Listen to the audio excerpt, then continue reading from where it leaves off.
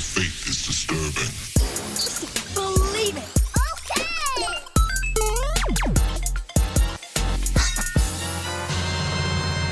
What's going on, geeks? You're listening to episode 438 of the Geeks Under Grace podcast. My name is Cody Armour. I'm here with Jonathan Nichols. What's up?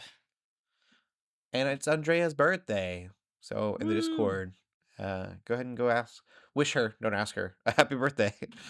Ask her a happy birthday. Yeah. She should be with us next week, hopefully. There were technical difficulties happening. Hopefully those get ironed out. We'll see. This week, we're geeking out about people leaving, I guess. Not Andrea. No.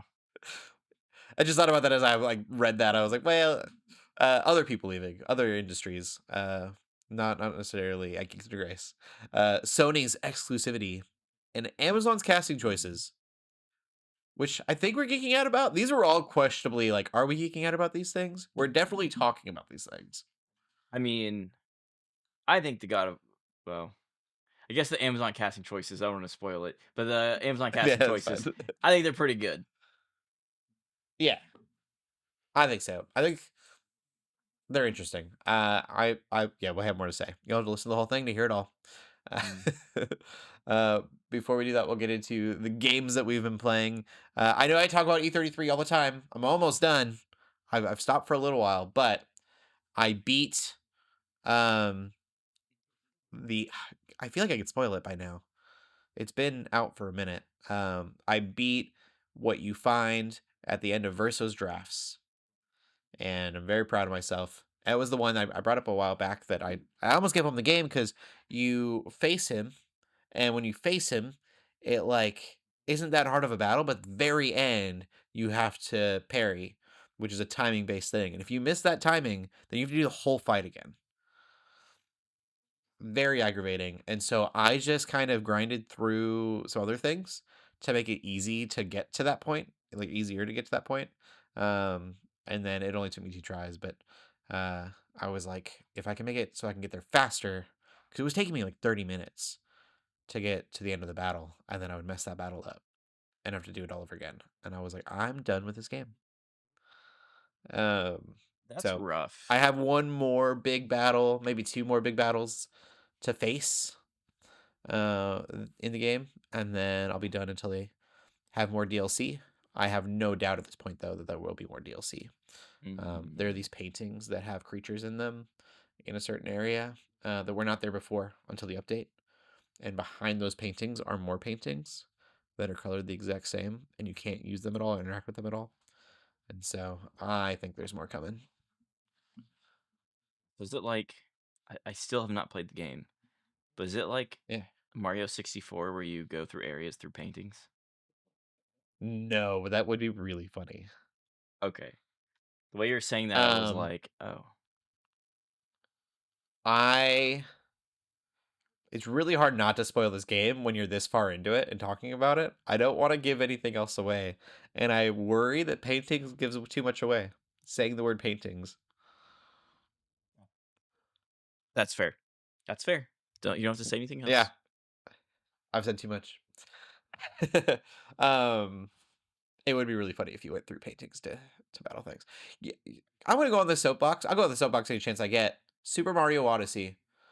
Big spoilers for Super Mario Odyssey. There is a point where you can go to the Mushroom Kingdom, back to the castle. And I'm still so upset that they didn't do the work to let you go into each one of those paintings.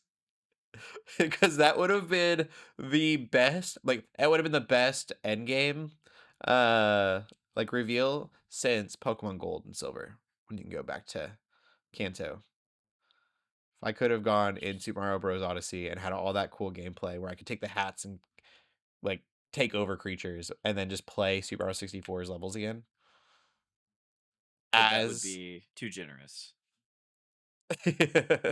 Wouldn't have been so cool. And I don't even need a whole bunch of accomplishments. You don't have to completely make the game, but just give me a goal in each painting. Has nothing to do with what we're talking about, but I wanted that so bad, and I was so annoyed when I could just roam around the outside of the castle. I was like, you guys messed up. I think the logic there too, though, would be that the paintings were Bowser's doing, and those paintings are gone Yeah, I think that's the logic. now that But you defeated Bowser. yeah, it would have been a It nice would have been Easter cool. egg. Yeah. The other thing I thought they would do, and I was surprised they didn't, was did you ever play Odyssey? Hmm. I didn't beat it, but yeah, I I thought did that play they it. would do DLC, and then you get to go into other Nintendo worlds, and I think that would have been really cool. I would Yeah, have been able to like travel to Hyrule and then have a little Hyrule area, go to Kirby's stuff. that'd be really cool. Yeah, I would have. There's so much you could do with Cappy. Mhm. Like, give me a Cappy and a Hoblin. That would be so cool. Hire me, Nintendo. Yeah, hire Cody Nintendo. I will blow your budget. You won't make any money, but everyone will love you. What have you been playing, Jonathan? I've been playing. I've been on a Metal Gear kick. So I beat Metal Gear Solid Delta Snake Eater, and I absolutely loved it. Um, Naked Snake is such a game character for the boys. He's so relatable in so many ways. He's awkward, doesn't understand social cues, loves guns, and might be scared of women. So it's very relatable. Hits home. Very relatable. uh, it's just so funny. I don't know if that was on purpose, but that's who he is. So, and then I started playing Metal Gear Solid V. Um, it's good. I mean, I've played it when it first came out on the Xbox One, but it's been fun replaying it and uh just like using the Fulton and just like knocking people out and then just launching them to space with a hot air balloon. Basically, it's one of my favorite hobbies right now. Okay. And then like doing it and seeing how many people get alerted by it, and then like shoot it before he takes off, so he falls, and then they all get startled again, and so he's like knocked out. And anyway, that and seeing how many animals I can capture. But the world might be ending, but I'm just out there capturing, zebras and stuff. Yeah, like you do. Yeah. I loved like Zelda games where you're fishing and it's literally, the world is over and you're just Yeah, you're just fishing. fishing. I feel like there's a lot of games like that. Yeah. Final Fantasy 15 does that too. Like things are really dire and you're like, but gotta go bass fishing for a minute. Yeah. That's what's so funny about, like, I don't know. I was trying to explain the Metal Gear lore to Cody before the podcast, and it's like I can't actually explain it because it's so convoluted and complex that it's like I knew I was in too deep when I was watching a series recap, and I'm like start understanding everything. I'm like, oh no, I'm too into these games right now. I don't know if they're meant to be understood, but I was telling about one character in he appears in Metal Gear Solid V, and he's called Ocelot, right? And then it's like in Delta, which is just the remake of Metal Gear Solid 3 Snake Eater. He's like young and he's like has a 9mm Makarov and he's like trying to twirl it like a cowboy, but it's like jamming and stuff. And Snake's like, "Ooh, I think you're more suited for a revolver." So then he changes his name from Ocelot to Revolver Ocelot. And then and then like every time they get in a fight and he like runs out of ammo, next time they see each other, he adds another revolver to his arsenal so he can't run out of ammo. It just keeps going. It's This is just, ridiculous. yeah, it's like amazing. I just imagine like an ammo belt, but instead of ammo, it's just got different revolvers. It's just revolvers. Uh, he's like, I think they use the Colt 45 long, like the 45 long Colt. I think is what he uses.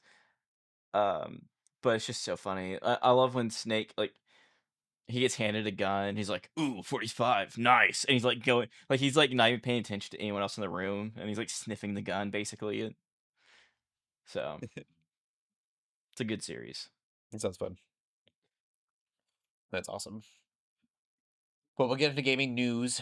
Not a whole lot going on in January per usual. This is a big one though. Franchise boss Julian Gerighty I don't know if I'm saying that name right. Leaves Ubisoft after like I guess last week.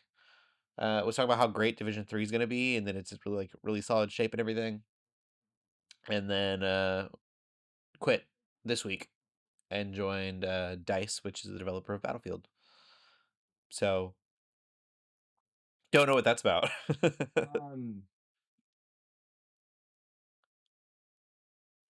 Yeah, that's a tough one. So I know Dice just lost the game director of Battlefield in a tragic accident, and so I guess maybe Oh, okay.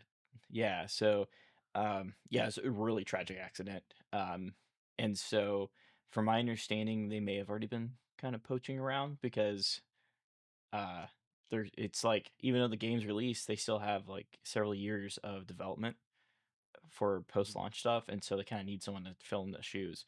So looks like they may have poached Oh, him. yeah. I'm not 100% sure. That's not been confirmed, but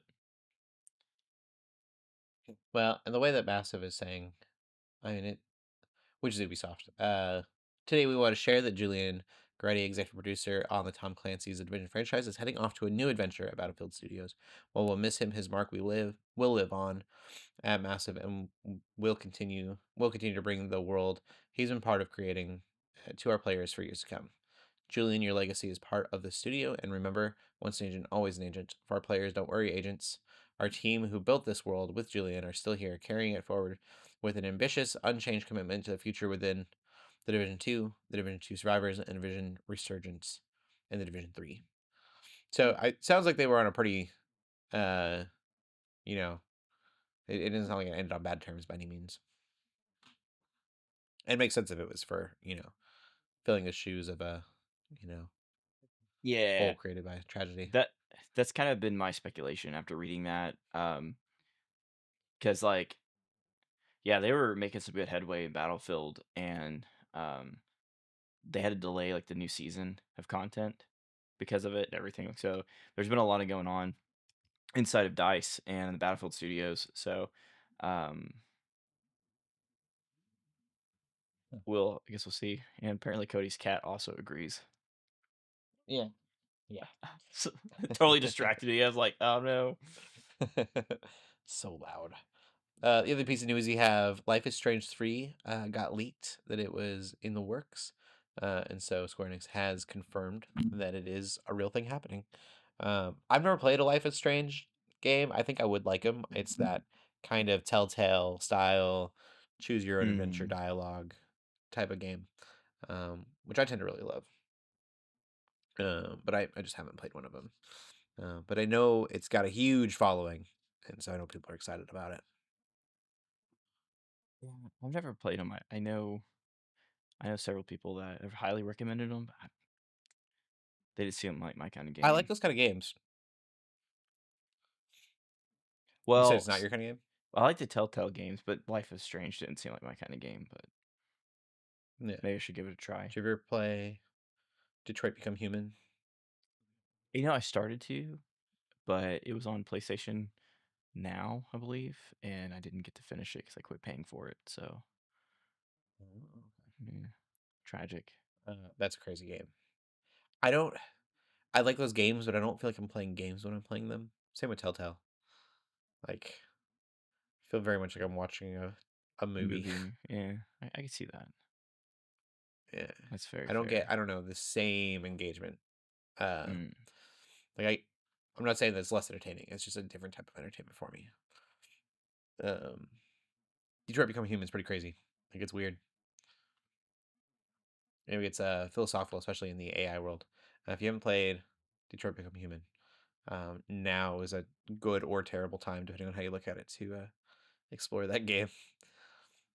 Very much gets in the what are the limits of AI and like what is human and Mm. all of those things. I should probably try to play it soon. Yeah. Just keep seeing it referenced a lot, and I'm like, I actually saw a bunch of memes the other day about it, and I'm like, I don't understand any of this. Before the AI take over, of course. Yeah. I wonder if it's on Steam. Oh, it is on Steam. Okay. Nice. wish I list. think I asked Alexa a while back what her favorite game was, and I think she said you would think it'd be Detroit Become Human, but it was actually Horizon Zero Dawn, and I was like, that's creepier. AI, spoilers for Horizon Zero Dawn. AI take over the world in Horizon Zero Dawn. Oof. Yeah, that's a good point. I Good don't know if that's still point. the answer, but I was like, have you played that game, Alexa? Uh, anyways, we'll get into the movies then. I did not watch any movies this week. Did you? I did, so I'm not actually finished with it. I got busy and had to Okay. stop. It's kind of sad. So it's a Good Time with Robert Pattinson. Okay. So, have you watched that? Is it a good time? No, haven't. No, it's not a good time. I mean, it's a good movie, but so basically, it's about this guy who's definitely been in and out of trouble a lot, and his brother has some mental developmental issues, and he's also like deaf, I think, because he got like hearing aids and stuff, and it doesn't seem like he can like communicate very well. And Okay. basically, they rob a bank together, and it goes very wrong very fast. His brother gets captured by the police, and he needs money to get him out of police custody. And so it just keeps spiraling and spiraling and spiraling. And he's like, at first, you're kind of like rooting for him because it seems like maybe he needs money to get a better life. And so you're like, oh, maybe he's just down on Hmm. his luck. And. But then as things starts going on, you start realizing like he's actually too good at being a bad guy. And so as things start spiraling, it's kind of making me like you kind of want to like him because he's kind of charismatic and Robert Pattinson plays him just really well. But Hmm. at the same time, you start realizing, oh, he's not actually someone to root for. But so I don't know. I'm not finished with it yet, Okay. but it's definitely a rated R film. Um, so if you watch it, just go knowing that there's uh subject of just substance abuse, physical abuse, and there's some sexual stuff. I don't think there's nudity. I can't remember if I saw it. I don't think I saw any nudity in it, but it touches some sensitive topics. So just be aware going into it. Okay. Fair enough. Well, I will let you get into the movie news then. And go for it. Yeah. So um, after 14 years, Kathleen Kennedy has officially stepped down. And out of those 14 years, at least 10 of them, people have speculated she was going to step down from Lucasfilm. Um, so Dave Filoni and Lynwen Brennan is now the new Star I'm Wars excited. overlords. So Those are good uh, people to have in the some people seat. some people aren't excited about Dave Filoni, but I am. I think he knows Star Wars like the back of his hand, and Mm, I think if he gives creators and directors room to breathe, I think we'll see a resurgence of Star Wars. Be like a new yeah. renaissance. Um, yeah, You brought she. up you should explain you explained this to me off camera, and I was like, should have asked this during the podcast. But why Kathleen may have been less successful in the seat than we had hoped. Yeah, Star so Wars has not had a great 14 years so or she whatever. Yeah. she was placed in her position by George Lucas. And essentially she has been a very successful producer since like 1980. And so Yeah. like she has produced the Indiana Jones films, Back to the Future, Gremlins, like pretty much any 80s movies you love growing up, she produced. She was like executive producer. So typically like in film, there's like there's so many roles that have to be filled. A producer is looking at it like they're very left brained. So they're looking at numbers and they're looking at schedules and they need to know like they look at a script and they don't look at it in a creative way. They're not trying to visualize it. All they're trying to do is look at what's going to cost them money. Because at the end of the day, they're the ones sending in budget sheets to the studio to get the money to pay for stuff. And so they're going through and they have to look at um so they're like, okay, so the scene you're going to shoot on this day and with these actors, and it's going to look like this. This is the pages you're shooting. And they're going to look at it and go, well, you're over budget by $3 million. So maybe we could change it and cut this out so that way you're in budget still and you can slide it in and you won't be over budget, which often can result into like bad choices. Sometimes it's good choices and it saves movies. It happens all the time where a director is off the rails and the producer steps in and is like, hey, we can't do this and this because of budget. And then they actually save the film. Um, but they're not creative people, they're numbers people. And so she's a very successful producer that suddenly is ahead of a creative company and that has final say in creative products. And so what seems to have happened is she's working really well with the people at Disney and they're creating like they're looking at numbers. So they're going, "Oh, we've got a general audience, a new generation that's never really watched Star Wars. Let's get them involved in Star Wars." And she goes, "Oh, cool. Why not have a female lead? Because it could bring in the female audience. In theory, that's great. It's a good idea." But then there's like you have to write all that well. And so um there can be missteps because they're looking at numbers, they're looking at they view us as numbers. And so it's not to be Right. like not in a derogatory way either. They look at us as like their job is to make money, and that's not a problem. That's actually a good thing because that's how they get to make more products that we can watch. So, but they see us as numbers, and so they're trying to basically look at a spreadsheet and then make a product. And then when you get to Star Wars, that's her job is to answer to Disney. And so when someone presents them with a story, she has to look at it not in a creative way and like, oh, this is well written. She has to look at it as and is it going to hit the margins and numbers that Disney needs? And she's good at that. And like her track record shows she's good at producing good films. It's just that she didn't have any creative input on those films. But now she has all the creative input. And so Disney also has creative input. And so Mhm. it gets really, really muddy really, really fast. And so it's like, you know, that's where characters or movies like, going into the sequel trilogy, um, they were making changes on the fly, even in marketing, because like John Boyega's character was meant to be a main character. Finn was really meant to be front and center as well. And then in certain countries, he's not even on his name's not on the poster and he's shrunk down in the background. Yeah. That wouldn't have happened in the past. And like George Lucas would have been like, no, it doesn't matter. Don't play it in that country. And which is wild because people don't realize that. But they look at it and go, well, we need it in this country to make money. And so we're gonna like hide Mhm. characters and so it's ridiculous. But that's how they So look at it. crazy. And so I think she struggled because she's trying to make creative decisions in a place where she's not necessarily like a creative. She's a numbers person and she's good at it. So she's trying to do stuff by committee because that's how Disney does it. That's how Marvel does it. It's all by committee.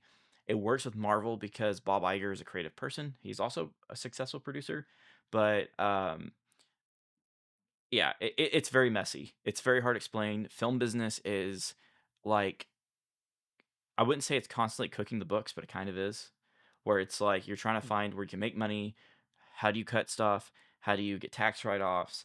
And meanwhile, like a director and the creative team is trying to hold it all together, duct tape the whole time. And then by the end of it, it's like a polished product, but it's like the Homer Simpson meme where it looks like he's lost weight and then it like cuts to the backside. He's got a bunch of hair clips pulling all his skin back. So it's literally like filmmaking is. It's like the outward project looks amazing, but behind the scenes it's just pure chaos, and you're like juggling it until it's finished. So unless you're Yeah. Christopher Nolan, everyone's talking about the Odyssey right now. Side note, and they're saying it's the most well ran set they've ever been on. So I guess Christopher Nolan's got the secret Ah, sauce. But yeah, that's cool. Um, yeah, like I said, it's been a rough. It makes sense. It's been a rough Star Wars season. I feel like, but Andor was amazing. Um, in which you kind of mentioned was the things that she didn't have the creative control in mm, tended to be the yeah. yeah, Which Mandalorian also was makes it 'cause I don't feel like Andor probably was as expensive of a show, I would bet, mhm. from some of the other ones. Just given the um I don't know, it just like special effects wise doesn't seem to be as intense or intensive Mhm. as a Ahsoka. Um so maybe there wasn't like didn't need to be as much input. Well, that's what's funny is like I don't think she had as much input on The Mandalorian and Ahsoka and Andor, but she had a lot of input on Acolyte and Yeah. and then like there's some other shows. It's like oof. Like I think the Book of Boba Fett she had a lot of input on as well because there was And Book of Boba Fett's so bad. so she stepped in and it's kind of been talked about like a few times where she stepped in because Disney's like wait you can't have him outshine the Mandalorian. And so, like, she stepped in and had a lot of input on the Book of Boba Fett to steer the ship differently, so that way he couldn't outshine. Yeah, um, That show could have been so cool. yeah, Give me it shouldn't have been he shouldn't have been a bounty hunter anymore. That's like it shouldn't have been an outshining conversation. It should have been like Mandalorian is now the bounty hunter that they've come to mhm. love. And then you set Boba Fett up. He could have been like the Godfather in space. He's like got Jabba the Hutt's, Yeah, reign. He's got the drug empire. It would have been so cool. Like the Penguin came out after it, but if it would have been kind of like the Penguin a bit and that's the with other thing Boba. too is Disney was like, um, there was an interview, and I'd have to find it again, but remember there was an interview, and Disney was just like, he can't be bad. He's got to be an anti-hero. And Yeah. it's like, they could have totally like if they would have allowed it, they could have made him a bad guy and like ended Yeah. it almost like made it like I wouldn't say Breaking Bad, but yeah, like he needs to be like the mafia. Yeah, even anti-hero-esque, like he's a bad dude, but he's also taking out other bad dudes. Yeah. I think I've read somewhere about Star Wars in general that like I think it was a George Lucas thing is he didn't want any gray area. He's like there are good guys and Mm-hmm. there are bad guys. Mm-hmm. And so like the idea of the gray Jedi really rubs George Lucas the wrong way because he's like, oh, you can't have this middle ground. You have to have good versus evil. But Yeah. like that's not the world we live in now. Everyone loves the morally gray Yeah. characters that we can relate to.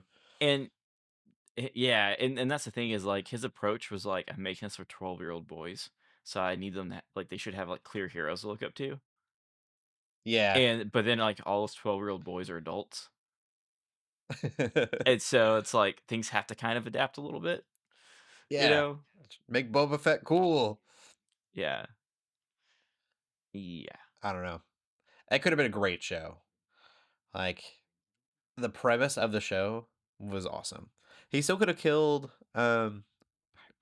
spoilers, who he kills in the show at the end and still have had like a dark, story to him. Hmm. I think that would have been cool. I think he kills him, right? Does he kill him at the end? I don't remember that show at all now. Like I Oh, vaguely really? yeah. I'm gonna spoil it for those who haven't watched it. I think it went out years ago now, right? It's been 2, 3 years. Yeah. Cad Bane is in the other Oh, movie that's right. Crap. or show. Yeah. So he could have done all his Godfather stuff, and Cad Bane could have literally come to be like, "Hey, I got a bounty on you because you're become a mafia boss," and he could have killed Cad Bane, and that would have been a great story. Yeah. Man. Wow. Yeah. So, Yeah. Kind of a but tangent, but speaking of mafia bosses, Netflix got the exclusive streaming rights to Sony movies like Zelda. Um, so after Zelda just ends its crazy. theatrical and DVD run, it will go to Netflix. So, Yeah, or which I guess I don't know where else it would go, but I don't know why that it surprises me still. yeah, it kind of surprised me too. Hulu, maybe? I don't know. Disney. Yeah. Um, I always thought that Sony would, yeah, I would think Hulu, but I guess Hulu is Disney, so I don't know. I think Apple TV when I think Sony for some reason. I don't know what that connection is either. oh, that's a good point. I don't even They have need Apple TV. I don't know why I think Sony. I think I just think of failing businesses. So I think of Sony movies and Apple TV. Oh no. uh, yeah, I think this movie looks pretty awesome. I'm pretty excited. I also love the fact that Nintendo apologized when they had to push the release date like one day. They had like a whole like, we're so sorry to do this, but we have to delay the movie. It's no longer coming out on Quite a May bit. 6th, 2027. It's coming out May 7th, 2027. Everyone's like, oh, cool. Like they're like, and then but they Yeah. had this huge apology letter. We've waited decades for Grand Theft Auto. We can We can wait one day extra. Someone did point out that Nintendo Switch 1 and 2, neither one of them have Netflix. But Oh yeah. even the Wii U had Netflix. Yeah.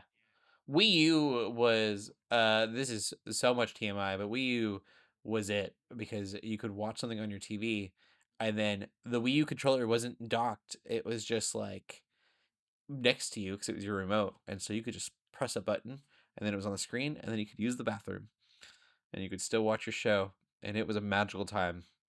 Hmm.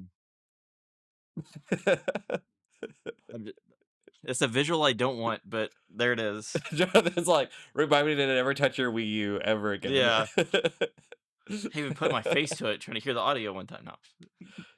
Yeah. I think your speakers are Apologies going to the out, Cody. listeners, but because now even if they did it with the Switch, you'd still have to go undock the Switch to. Yep. But Now I'm scarred. But anyway, sounds cool. I mean, I'm with Cody. I don't know where else I would imagine it, so I guess it's cool. Guess it works. I don't know. Is I Mario wonder if it means streaming? less window time on the theater in the theater. Ooh, maybe. Is Mario streaming on Netflix? I believe it is. I think that That'd be Illumination. Is that Sony? e, maybe. I think it is. Paramount. Oh, okay. No, that's not right. It's on Prime. Interesting. Paramount just was an ad. And on Apple TV. Oh, it's for rent on Apple TV. Prime Video subscription.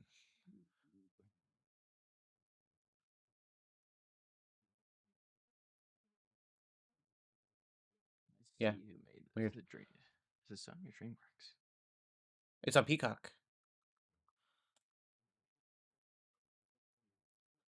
I really need to Universal. look at the web of like studios and who owns what. Oh, it's getting so complicated. So complicated. Yeah. But it's Universal that owns Super Mario Bros. Like the ones that produced the movie, not Sony, which is strange. Oh, okay.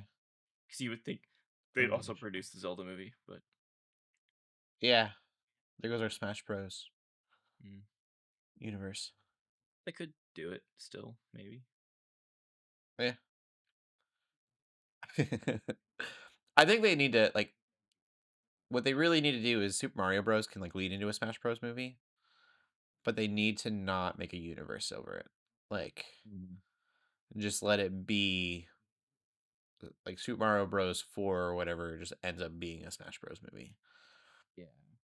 I don't need to watch the Kirby movie and the Donkey Kong movie and the well, give me a Metroid Prime movie. That's not true. I want a Metroid Prime movie. So I'm actually pretty excited. This is a small tangent. I just thought about this. I was just gifted a GameCube, and I've got so many GameCube games I've kept over the years. So I'm pretty excited to. I got Smash Bros. My wife's Nice. never played it. I'm like, hoo, cracks knuckles. Yeah, you Wait, should let me bring it over introduce you. sometime. We have controllers. We have a GameCube. I don't think we have Smash Bros though. We could play. Be a good time. One of my favorite games of all time is Sonic the Hedgehog. What is it? Sonic the Hedgehog. It must not be that great of a game. Battle. was Shadow the Hedgehog. What's it called? I don't know. I don't play Sonic. I wish I could tell you. That's gonna bug me so much. Sonic Adventure. Sonic Adventure 2 Battle. Man, that made me sad. My heart sank a little bit. My favorite game. I don't remember what it is. One of my top 5 at least. But I played it specifically on the GameCube, and it was great. You've never played Sonic Adventure 2 Battle? I've never played any Sonic game. What? No, Like at all? never. No 2D, no 3D, not even like have you played moments of a Sonic game? I think the only one I played, and I don't even know if it was a Sonic game. Actually, no. I was at a furniture store, and they had an Xbox on display, and they had the one where he turned into the monster. Sonic Unleashed. Yeah, I played that for like 5 minutes. So Okay. I will just lend disappointed you Cody. Sonic Adventure 2 for your GameCube. And you need to play Sonic Mania is what you really need. I'm pretty sure you can get that on Steam. And just play Sonic Mania until you're bored. Like it's I don't love the 2D Sonic games, but Sonic Mania is definitely the best Sonic game in the 2D realm. It is if you know the whole story. You probably don't because you don't play Sonic games. That's so crazy to me that you've never played a Sonic game. um so Sonic Mania was a game where you know how Nintendo, whenever they see fan made games, they take them down and then like cease and desist. Mhm. So what Sega did, or Sonic Team did, is they found a bunch of people making Sonic games, like bootleg, and they're like, "Hey, we want to hire you. Can you make us a new Sonic game?" And so they made a team of people that were just like fan making Sonic games, and then made Sonic Mania using Wow. these people that were making fan games.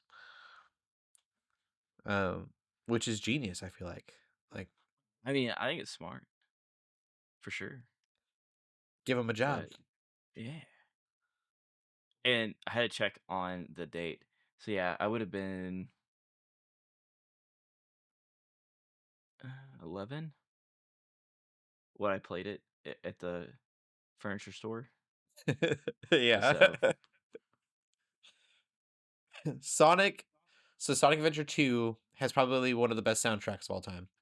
It was one of the first Sonic, like one of the first mainstream video games that had work like lyrics in their music, which was super weird.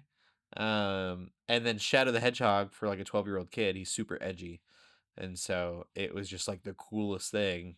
That you had like good guy Sonic, who was like basically Mario, you know, and then you had Shadow the Hedgehog, which was like, I'm cool and better than you, Sonic, just all the time. And you get to play as both of them. That was the great part is you get to play the evil side. that's awesome. It can see is how that'd be some of the fun. worst aiming in a video game ever, but Oh, there's some shooting things you have to do, and they're rough. But man, okay. Apparently, follow this walkthrough, you can beat it in 12 hours and 30 minutes. Um, this podcast is off the rails. But that blew my mind. Usually, I'm the one that hasn't played a game, and everyone goes, "What? How could you not have played that game?" But Sega's Sonic's a classic. So, do you know anything about Sonic 06? I'm like on a whole world. Do you know what I Sonic know 06 is? no. Okay. So Sonic 06 was like it was supposed to be an anniversary uh game. And so it's just called Sonic the Hedgehog. That's why they call it Sonic 06 because it came out in 06. But it was gonna be like a reboot of the series. It was this big deal. Square Enix did the cutscenes for it. And so the cutscenes are like really beautiful cutscenes. And then it goes to like this really rushed gameplay that was terrible and super buggy. I wish I had a documentary for the development of this game. But Sonic at the end of it kisses a human girl, and everyone was like, "Don't let Square Enix touch animals ever again." Oh no. Yeah, it's a terrible game. Um, yeah, it's supposed to like reboot the whole franchise, be this whole new like beginning. I'm looking at some of it. Yeah, it definitely. It's a little rough. Yeah, it's so funny because like some of the cutscenes are gorgeous, and then like you'll go into the city and the city's just blank polygons. Oh, I know. Uh, I yeah. literally had to beat a level by glitching through it. It was the only way. Or you still can buy it on PC. I believe it. I would assume on PC it's probably been fixed a little bit. I don't know. Oh, wait, maybe I'm wrong. IGN gave it a 4 out of 10. 4.8. Not even a 5. Yeah, it was a rough game. So weird. That's fine. It's very Square Enix story-wise too, though. Like this hedgehog comes from the future, and the future's destroyed, and so he's got to like go back and like help Sonic fight Robotnik. I think I don't remember. It's been so long, but Huh. I streamed it on Twitch for Geeks Under Grace, and I spent like 45 minutes one day of a 2-hour stream just trying to beat this level. And someone was like, "If you go up against this wall and then just jump over and over, you'll just glitch through the wall and you can win." And I was like, "Okay, cool." That's amazing. Anyways, we can move on. um. So yeah, Sony movies coming to Netflix. Speaking of Sony movies, Yeah, that's my ADHD. Um, we'll move on to TV. We both watched Fallout. I'm assuming we're both on very different episodes of Fallout. probably, yeah. Yeah. Um, Where are you on Fallout? I am in season 2, episode 6. That's supposed to air tomorrow, I believe. So I'm Okay. caught up.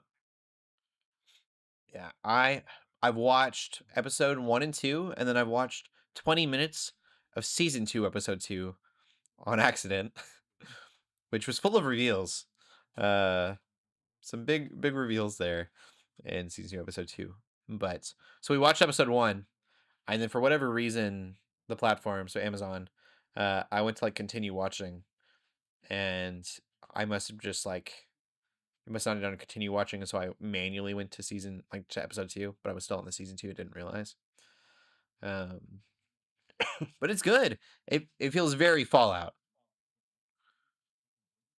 Yeah, it's there's some people online that hate it.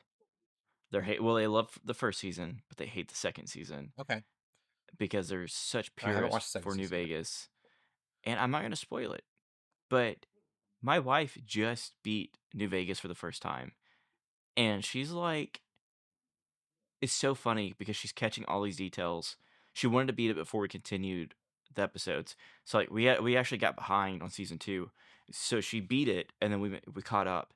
And she's like, this is such great fan service because they're hitting all the right notes. Like there are some things that are just a tiny bit different, but like something like is modeled one way in the game and then is presented another way in the show because it's real. And she's like, but it seems so accurate. And she's like super into it. And then like I'll go on Twitter after an episode airs and people are just like, "Oh, it's awful. This one thing was turned 180 degrees away from the way it's supposed to be facing in the game." And it's like, Oh, geez. yeah. So I think it's good. I think the writing's good, but you know, people can't be happy. Yeah.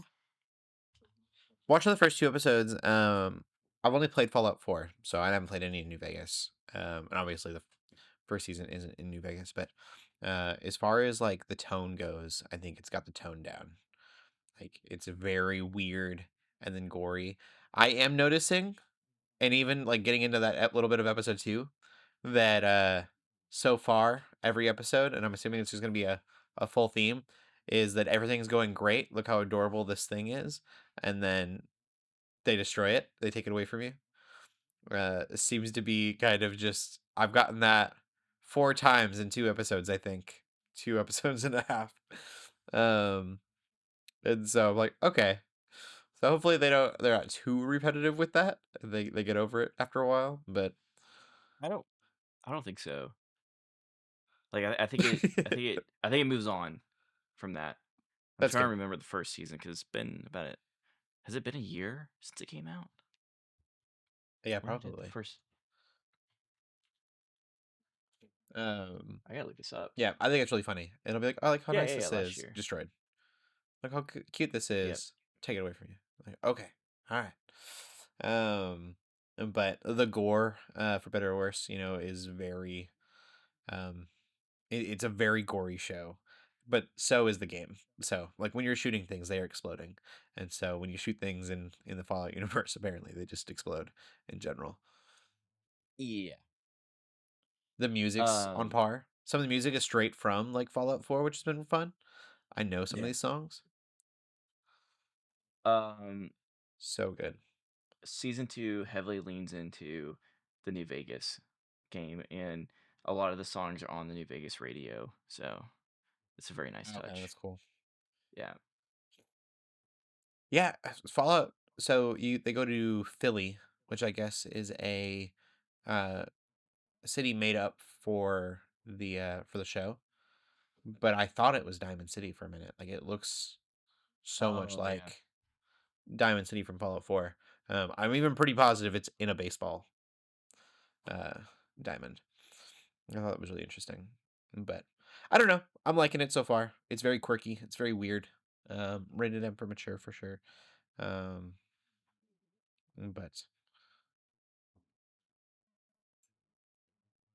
Um. Yeah, I'm enjoying it. I like it.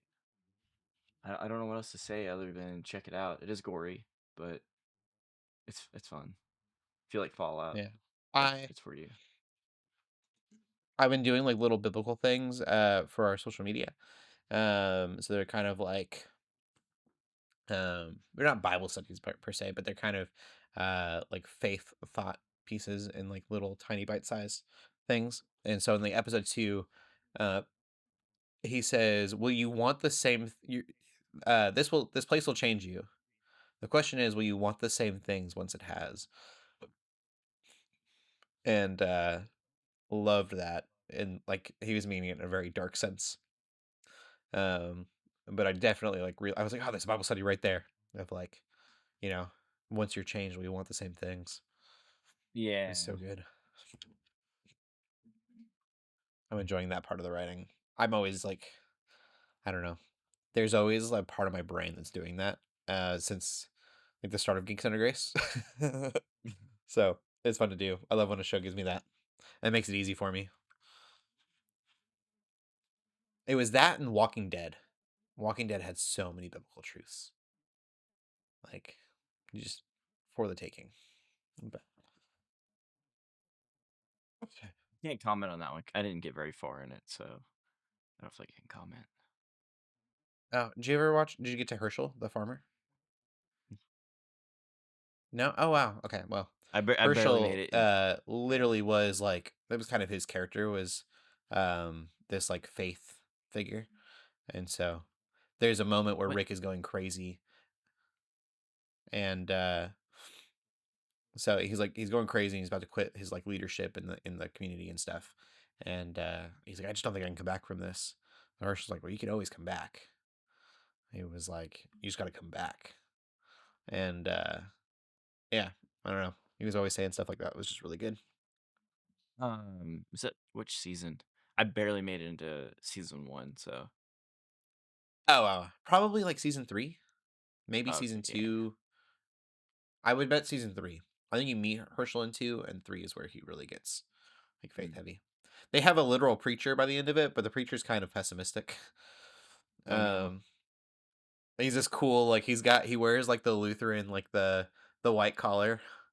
And Yeah. he wears this flat like preacher's hat from like the Wild West, and he's blind in an eye by the end of Hmm. it. Hmm. But he's a little Nicholas D. Wolfwood in a way by the end. It's an Hmm. anime reference that hopefully some people get. Um, we'll go into the TV news then. Also staying in the Amazon Prime realm, which I think is interesting. Amazon Prime is killing it with video game shows too. I just realized that. That's all pretty crazy. Unintended? Question mark. Maybe. Yeah. We have some cast for God of War. One of them is Teresa Palmer, who I don't know a whole lot about. She was in Free Guy and in Hacksaw Ridge. She's playing Lady Sif, but she looks like Sif. Mm. I don't know if she's called Lady Sif in the game. I think Lady Sif is from Marvel, but she looks the part. And then the one that I think is a little more interesting, is Ryan Hurst, who played Thor in God of War Ragnarok, is playing Kratos in the live action. Christopher Judge is not happy about it, but Christopher Judge is 61 years old, so I get not hiring a 61-year-old Yeah. to play an immortal That's god. that. I, yeah. No, it makes sense, but also I feel like the guy that I can't think of his name. I apologize. Um, Ryan Hurst. I feel like his age fits better. Mhm. So I think that Yeah, plays a big factor. I know a lot of people are upset that he's like really thin right now. He's a tall guy, but he's like really lean and thin. Mm-hmm. And so he was like, guys, I can go to the gym, like I can work out. Um, I would have liked to see Dave Bautista. I think Dave Bautista has the face for it and the acting chops. Dave Bautista has like really worked on his craft over the years. Um, he really wanted to take acting seriously, and I don't think he's crazy amazing. But he's built a lot of depth into his characters that he didn't back when he like first played Drax. Um, and so I don't know if he wanted the role or not, but I think he would have done it really well. I know he doesn't want to be jacked all the time, so that could have been part of it too. He may not want the role. Yeah, I was trying to see. Um, there's a lot of fan edits with Dave Bautista as Kratos, but Oh yeah, I think he's done like working out like that. Like, I mean, he's lost a lot of weight. Yeah, I mean, I think he's off the juice. yeah. So He said he was getting typecasted for specific roles, and so he wanted to thin out and not be like yeah, in those roles. So that's what I mean. Is like he may not want um the Kratos role, like the God of War role. Um, I think there's something else that's really interesting. Ryan Hurst brought up is that Kratos is completely covered in ash. He's got this white pastiness to him, and he was like on Christopher Judge, obviously. It would be harder to paint that on every time and get it to match every time. Um, which I like question. I'm like, is he just not going to go in the sun for all of his filming and then not get painted at all, or is he just saying that it's gonna be easier to paint him, because he's got lighter skin? I would I'm argue hoping that he just doesn't go in the sun. that'd be hilarious. He becomes goth for like a year before they start filming. Yeah, it just gets super pasty. Just only comes out at night. It's not a phase, mom. I just feel like that's the only like right way to argue that. Like, if he's gonna get painted too, then it's like you can paint anyone. Yeah. But I don't know. I think he'll do an okay job. He was in Walking Dead as well. Um, and then he was Opie in Sons of Anarchy.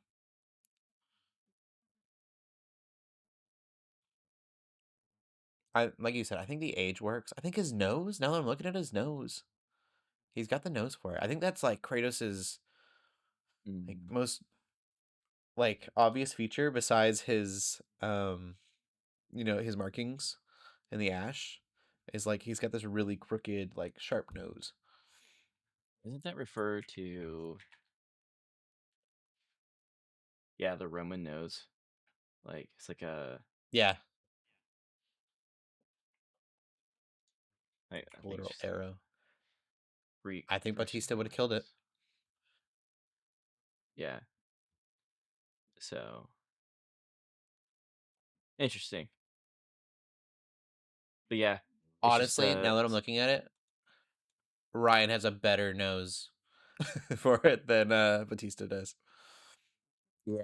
Also, they oftentimes look at casting. They look at what's called the triangle, which is the eyes and the nose. And so Okay.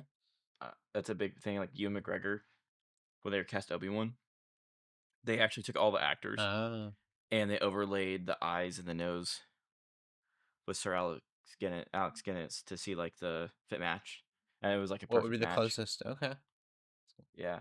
Obviously, Momoa, I So, think, would have done a great Kratos, but Momoa is never going to shave his head for a role. oh no, they'd have to do like the Henry Cavill Justice League mustache, but with like his whole head. Just green screen it off the whole time. Yeah, Um, be a nightmare. I will say I'm happy it's not Dwayne Johnson. Yeah. If it was a movie, it probably would have been Dwayne Johnson, and it wouldn't have been. That would have been bad. Love Dwayne Johnson. Don't get me wrong, but he's a specific movie, and God of War is not that movie or show in this case. I'm just I'm having a laugh reading the comments on IGN.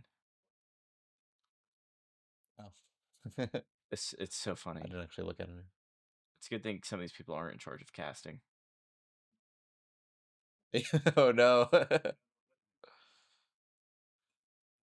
What do they want?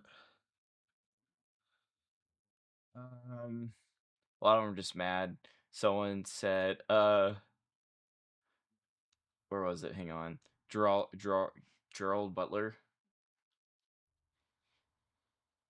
Oh, Gerard. I don't know why I said anyway, sorry. Totally butchered that. Um, Gerard Butler. And then there was another one. Where was it? Breaking my brain because I can't find it. Um, Russell Crowe was one of them. I mean, at one point. Yeah, at one point. I mean, he did play Zeus recently. Gerard Butler Yeah, and Russell Crowe need to play brothers in a movie, and I'm really disappointed that never happened.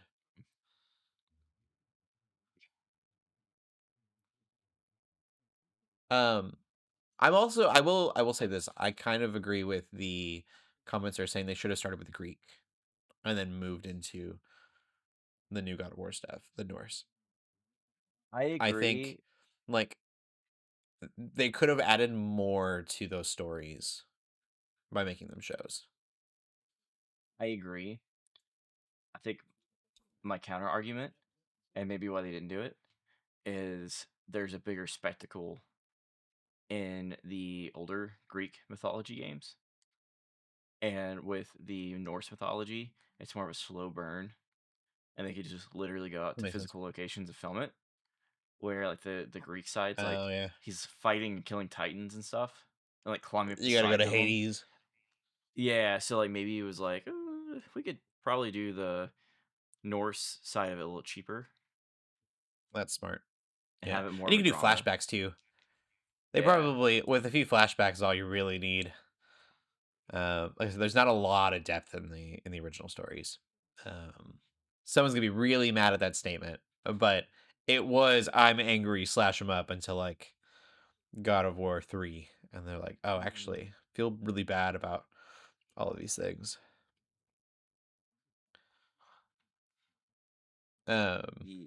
I mean, he had a reason. I'm not saying that like he didn't have a tragedy, but the tragedy is really easy to explain in like a 5 minute flashback. That's old school video games. Like they wanted you straight to the action, Mm-hmm. have fun. Now everything's like Mm-hmm. we're gonna have a 10-minute long cutscene with an award winning Yeah. performance. Not sad about it. It's just it's different. Expedition 33. Yeah. Um, and the it's a lot of cutscenes. Expedition 33. Be ready. The last piece of news, we have Sophie Turner's Tomb Raider. We got our first look, and I don't hate it. It looks like Lara Croft to me.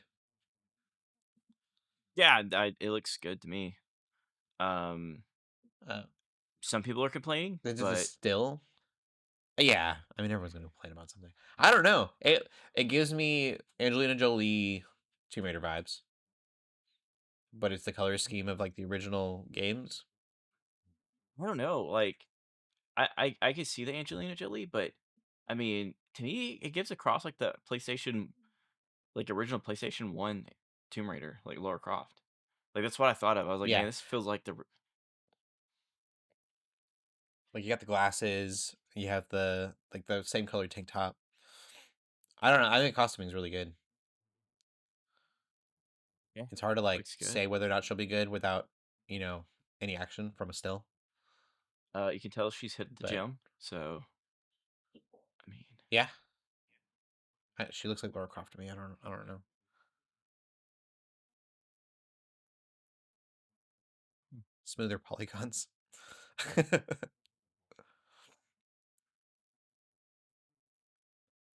just-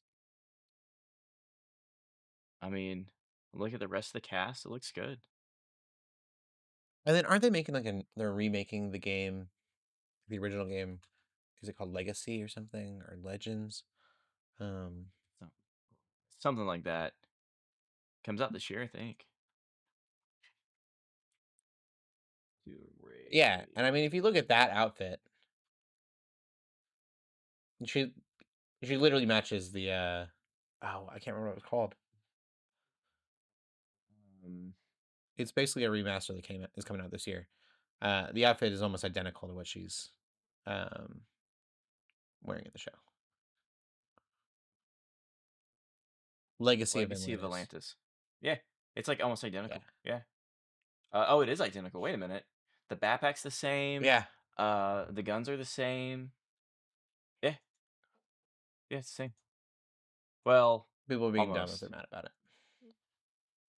But yeah, it's close enough. I wonder if it's game canon.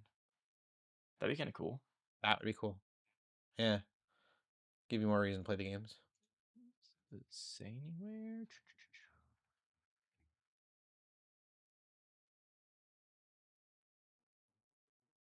I have no idea. Sigourney Weaver.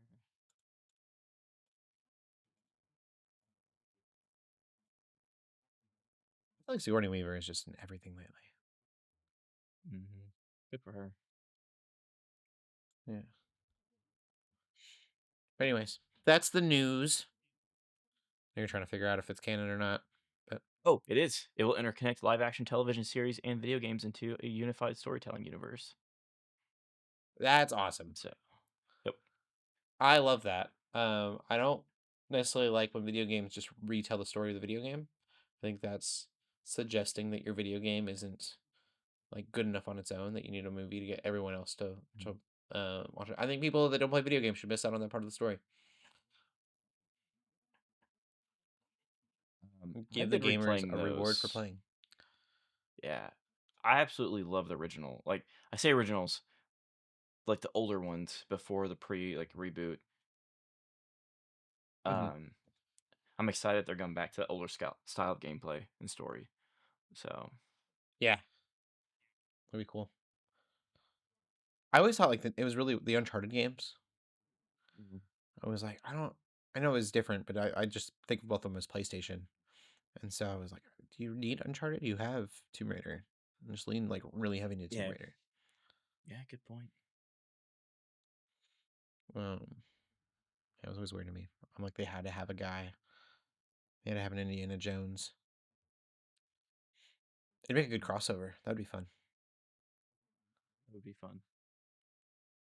But I heard that Indiana Jones, read, it's kind of taking a break for a long time. So, Yeah, I saw that in the news today. On a bit of a hiatus. Probably needs to. They'd probably gonna wait long enough to reboot it. mm-hmm. Yeah, You know, probably unfortunately. wait till Harrison Ford is sadly no longer with us. That'll be a devastating day, and The geek Should have world. just brought back Shia LaBeouf. Like, here, you're indie now. But nope. He has he's become a Christian, he says. That was yeah. Oh, like surprising piece of information I saw the other day. Anyways, we'll get we'll stop with our tangents for the night, for the day, the morning, whenever you're listening to this. You geeking out about anything else this week? Yeah, I am reading a book that's really good. If you're interested in filmmaking and the process and how to get started, it's called Detour Hollywood by William Dickerson, and it's basically how to direct a micro-budget feature film. So it goes through the whole process of what producers do, what directors do, the whole process and every role, and then it breaks it down on how to do it with micro budgets. So it's a really good book. About 3/4 of the way, but yeah, Nice. I'm gonna try to finish it up this week. I don't think I'm geeking out about anything else this week. So where can they find you at? Yeah, you can find me on Instagram, TikTok, YouTube, at Different Lens Media, and sometimes on Twitch under Sergeant Rock 1125. And you can find me on Instagram at Cody Armour. Keep gaming, keep praying, and God bless. Oh, disconnect it instead of.